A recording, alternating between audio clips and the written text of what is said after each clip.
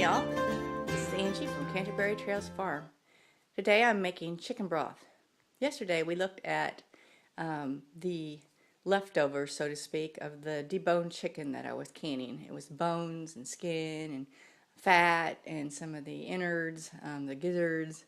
So I've done 2 chickens, and I want to show you first of all, here is the leftovers of 2 chickens after everything has been skinned and meat deboned, and there's some broth in there that I used to cook the thing, and all of that will go to make chicken broth. I don't want to waste anything.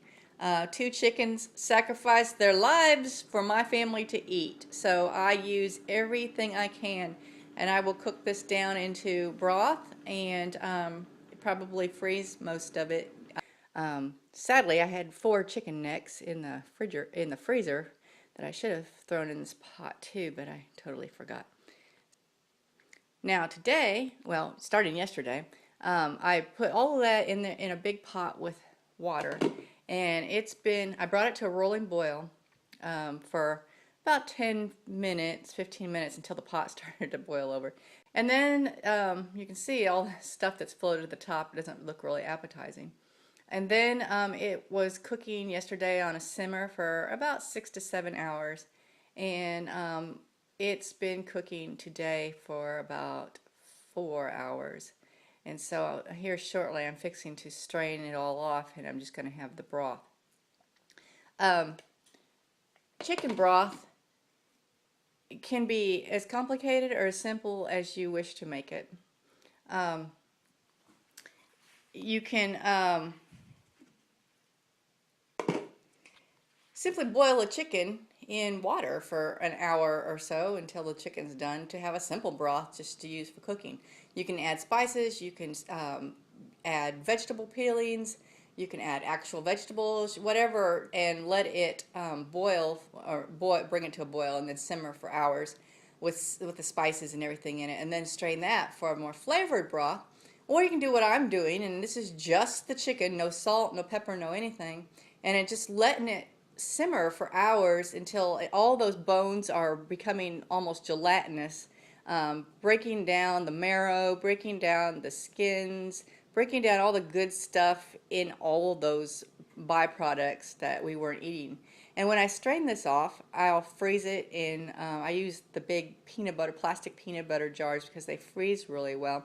I just leave 1 inch to 2 inches at the top, so to allow for expansion during the freezing process. And I keep it, and I use it in everything. Also, you can also can it, which I did yesterday. Rolls, you can use it in soups. You can make an easy egg drop soup by bringing the chicken broth to a boil and putting whisking an egg in a small sieve and letting those drops of egg hit that boiling water, and it becomes egg drop soup. You can, my kids love in the winter a hot mug of chicken broth with a piece of bread and butter when they come home from school for a good snack. It's good for when you're sick. A lot of times I'll just drink a mug of chicken broth for lunch if I'm too busy to do anything else. It's very beneficial. It can be used in all kinds of cooking, and it's so much better to make your own than to buy that stuff at the store where it's just so full of salt. You know exactly what's in this. There's no preservatives. There's, whatever you put in it is what is in it. So in a minute here, I'm going to strain it off, and we'll look at the finished product, and I'll let you see, what it looks like after you take all the icky stuff off the top. You want to have some sort of sieve and a pan.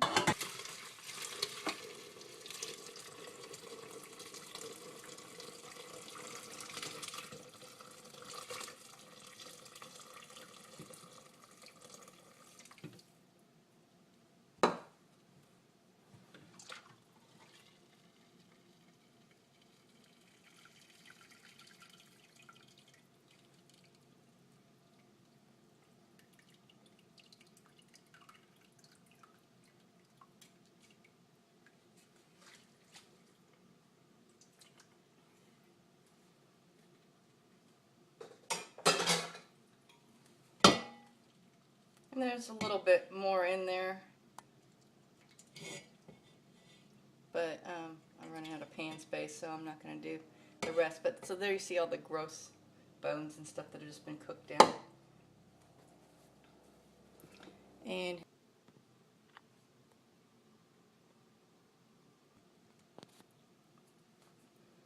so that's it.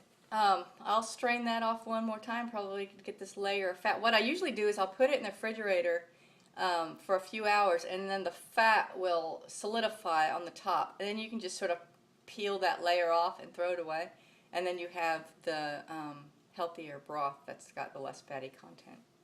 And all of this, I don't compost meat and bones, so it will just go in the trash. So there's my broth. I'm going to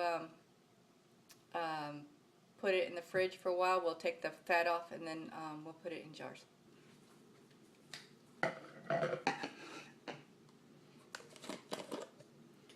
Okay, here I am. I'm ready to put my turkey broth in the plastic jars. I like to use these smaller jars. They're about 14, 15 ounces. Because then that's about, you know, like when a recipe calls for 1 can of chicken broth, that's about usually what you have. I'm the only person in my family that likes Miracle Whip, and so I tend to get those little small jars, and I save them. So I'm just using a funnel. I'll leave about a 1/2 inch at the top to allow for expansion in the freezer.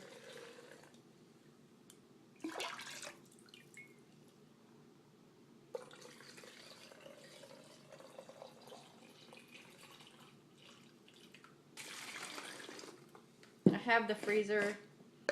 It's good. In a worst case scenario, I like to have all my bases covered. Some frozen, some canned.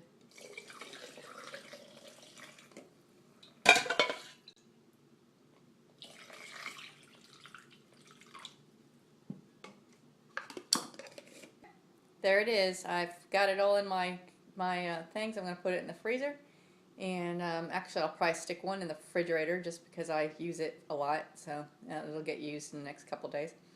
I've left my chicken broth in the freezer.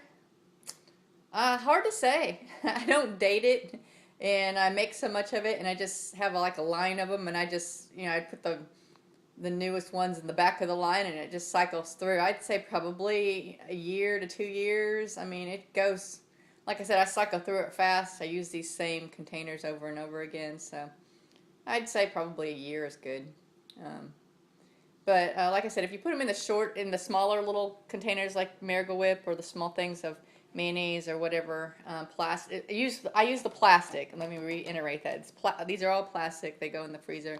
Leave enough space for expansion, and it's there. It's just a really easy alternative. You've already got the chicken if you're canning it or using it for dinner or whatever. And like I said, this has no salt or any kind of spices in it, so it will suit whatever recipe I put it in. So this has been Angie from Canterbury Trails Farm, and I hope you've enjoyed this easy little lesson.